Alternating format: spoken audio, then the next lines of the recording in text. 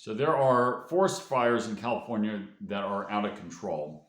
And this is an issue of forestry, and this is an issue of politics, and this is an issue of philosophy. That is the philosophy that causes the politics, that causes poor management of forests in this case. So, first of all, the forests in California are not properly maintained. That's why we have these massive wildfires that are destroying people's property. And the reason why they're not maintained, well, first let me talk about maintenance of forests. Here in the state of Florida, and this is the case all over the world, you have forests uh, that are adapted to fire. Forest fires are actually not entirely a bad thing. And of course, that depends on the ecosystem, but there are several species of plants that actually rejuvenate as a result of fire. They actually cannot, there's some pine tree species that actually don't open their pine cones and release the seeds unless there is a fire. Fire puts nitrogen back into the soil, and it's actually good because the more frequent a fire is in an area, there's less dead wood and less underbrush, but especially less dead wood in that forest. So that actually makes it so that the forest fire itself is not so severe that it takes everything out. The fire tends to be something that clears the undergrowth, it leaves the trees, like I said, puts nitrogen back in the soil. You get new growth that pops out of that, especially after a rain. And it's good all around. It's actually good for wildlife, both for the fauna and for the flora. Here in the state of Florida, we have what are called scrub habitats. Like I stated before, there are certain species that require fire in order to grow properly. I'm not going to go into the details of the ecology of that, but anyway, it's because of that, and this is, like I said, should be true everywhere, is that such habitats require a certain amount of maintenance. Otherwise, if it's not maintained, then it can burn on its own. You get a drought, you get a lightning strike, you get a fire. But because we have urbanization everywhere, you have to maintain the forest so that you don't get out of control fires. So first of all, like I said, the forest does need fire in order to maintain its health. So the fire is going to happen. The question is it going to be man-made or is it going to be naturally made? It's better to be man-made. You have, and like I said, in order to clear out the dead wood there so the fire is not so severe that it destroys people's houses, right? The other thing is we have what are called fire breaks. So we have a space of about 30 feet. So we have blocks of forest. So if there is a fire that does get out of control, it's easier to contain because with that fire break, it at least slows it down in the ability to jump from one side to the other side of that fire break. So let's talk about California. In California, they did away with maintaining fire breaks, stating that it was destruction of wildlife by cutting trees down and not maintaining fire breaks, that it wasn't allowing for the flora to dominate in that 30-foot space, which is just retarded.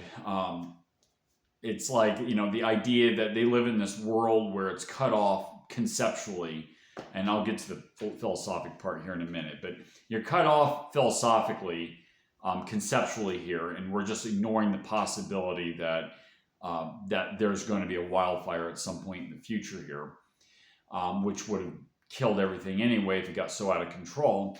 But the other thing is that there is an attribution, as you all know, that CO2 supposedly drives climate change or global warming. Now that's debatable, and I'm not going to get into that topic. That's for another video. But nonetheless, they didn't want to do controlled burns because they didn't want to, quote unquote, give off devil gas, right? CO2 is given off. It's given off when dead wood degrades. Anyway, when Deadwood biodegrades, it gives off carbon dioxide as a product regardless. And when you have a wildfire that's out of control, of course that's going to give off a ton of CO2 anyway. So CO2 is going to be given off one way or the other. It's not going to make it any, more significant if you had controlled burns. But at least if you had controlled burns, you maintain the wildlife better, and you also prevent the situation that we're seeing right now in California, where it's threatening people's homes and their businesses, etc. So why did the politics in California, why did it get this way? Why do you have environmentalism and wokeism that decided that the wildlife was more important than maintaining it properly, or which, like I said, that's a contradiction of in itself. I mean, they thought that if you didn't do controlled burns, it'd be good for wildlife. It's actually the exact opposite. But that aside, where did they get the idea that the natural habitat was more important than humans? Why did they get that idea? Why do you equate unintelligent living things as just as or even more important as intelligent living things? That goes back to nihilism. That goes back to a particular philosopher by the name of Immanuel Kant, who wrote a book called The Critique of Pure Reason.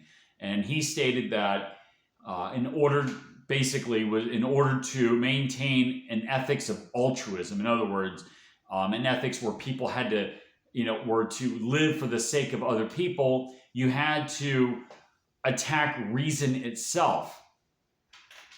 And so what he said is that the very act of perceiving reality distorts reality, which is just, and he never gave any reason why that is. I mean, it's absurd prima facie, but anyway, because of this, you have this non-logical equivocation, which is anti-conceptual. So like I said, people didn't, like the policymakers in California, on some level didn't get the concept that lightning strikes during a drought that would cause a natural fire regardless.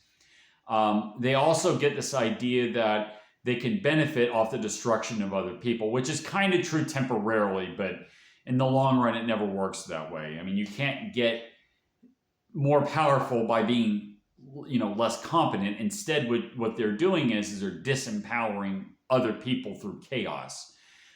So they're not really empowering themselves. They're just making themselves more powerful relative to other people that way.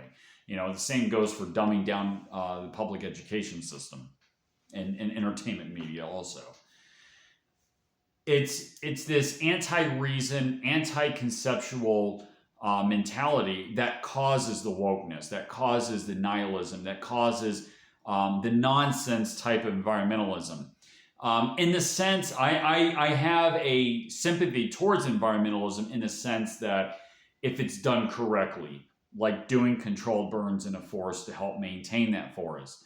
But you don't let a forest go unmaintained and go fallow, when you have urbanization around that. The policy makers do not have a right to do that. You either own something and you take responsibility for it, or you don't. So, in a sense, this is also a case for privatization of such lands.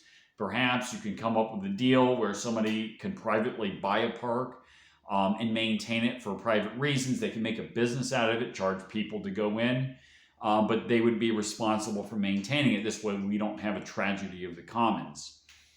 But anyway, and like I said, there's so many topics I can discuss for other videos, but that is how philosophy gives way to certain sets of ideas, that gives way to politics and ideas that get implemented to seeing the disasters that we're seeing right now.